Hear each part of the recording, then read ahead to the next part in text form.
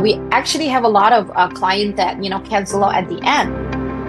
For a long time, I really believed that automating my business was just a natural path of being a business owner. And I really believe that everybody can do that. And after working with, successfully working with about 1,000 clients, I noticed that everybody have their own challenges. I recently actually worked with another one of my friends, and I realized that, wow, I am so hands off. Like I literally, like the whole project, I barely have any of my hands on the keyboard. But I would say 80% of the time, he's, on the whole project, his hand is on the keyboard. And every time we say, okay, let's give this to the virtual assistant, next thing you know is he will pick it back up and do it. So it was actually kind of interesting. And I was like, oh, that's how other people work. I thought, everybody worked like me. And I was like, okay, I really need to teach more about how that is done. Okay. So, a little bit about me. I know a lot of you guys already know me, right? This is how I live my life, right?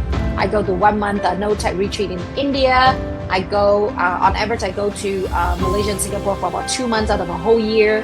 We'll obviously have to now add another 2 weeks in Laos, about a week in Thailand. We are also adding about 2 weeks in Philippines now too, because we love Philippines. We have to see our people. And, the accident actually last year, my husband actually fell on a rock climbing accident. And that kind of took out about at least 4 months of my life, not physically, but mentally for sure. And time-wise, because I need to take care of him. And the real reason why we really need to automate our business is just in case things really happen, then what, right? Once upon a time, the first 10 years of my business, even if I have a funeral, even if there is a wedding, there's something that I need to do or go to the doctor's appointment, I would just omit all that. I would just avoid all that because I don't have the time. Everything's on me. I got to get everything done. And, talking about being 7 figures, like getting to $1 million, I worked really hard for the first 10 years. I never ever be able to get to that point. You know what I'm saying? I was working like 7 days a week, and I thought that was pleasure. I thought that was what a business owner really is. Until I realized that is not the right way. Okay. So, like I said, I was wrong. And I love how my VA, created the thing. And I'll be sharing with you guys on WhatsApp about how we did all these beautiful, pictures of me. At least I thought it was pretty than my real life. So the truth is, many business owners struggle with the idea of letting go, right? We cling on to the belief that we have to do everything ourselves and we are the only one who can understand our business. And you are absolutely right. I have to say, if you want 100%, you want it to be absolutely correct. Absolutely, that is, you are absolutely right. However, you only have, if you want to make $1 million, you work $500 an hour if you work 40 hours a week, right? But if you work more than that, you're less worthy. And at the same time, you can't really scale your business because you don't have more time. So this mindset is actually a recipe for burnout and not success. And I've seen it many, many times. I mean, to be honest with you, we have money back guarantee, am I right?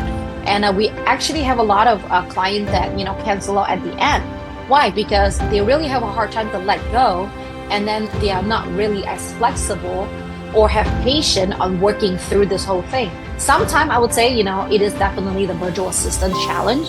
But a lot of time I would say, look at yourself in the mirror, have you truly let go?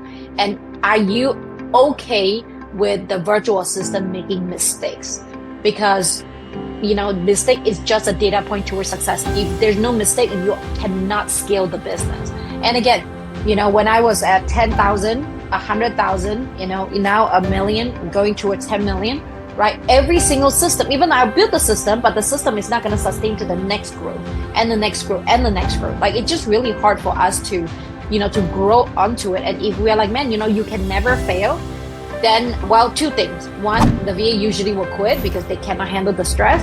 2, is you can never really grow because you cannot grow out of the current structure that you currently have, right? So again, my mission wasn't just in automating my own business right now, but in teaching you how to do the same thing. Because if you have a year like me in 2023 where my husband almost passed away, my father-in-law passed away, and then my mother has a surgery, right? What do you do with your business? If you're 100% on yourself, right, and things happen, what would happen to you? That's going to be a lot of stress because you have to handle the customer, you still have to bring in sales, you have to worry about your pay, your income, right? And then after that, you can't really take care of your family anymore. So I want to flip it around, right? I really wanted to help you flip the, in the triangle around, right? Flip the priority around. I want you to be able to take care of your family, take care of the uncertainty, take care of yourself, and then take care of your business. So you flip around, on the priority wise. Is it easy? I personally think it's easy because I've practiced it for such a long time. But I think it's as easy for you too. It's something as you put in the work, right? It's kind of like exercise. You want to lose weight, right? You exercise and you exercise every single day. It's the same thing here.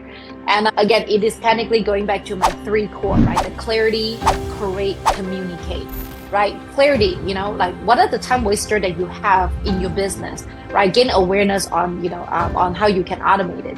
Create a clear vision of what the virtual assistant you want, what tasks you want them to handle, and communicate, right? Develop a system and process to effectively delegate the task to your virtual assistant.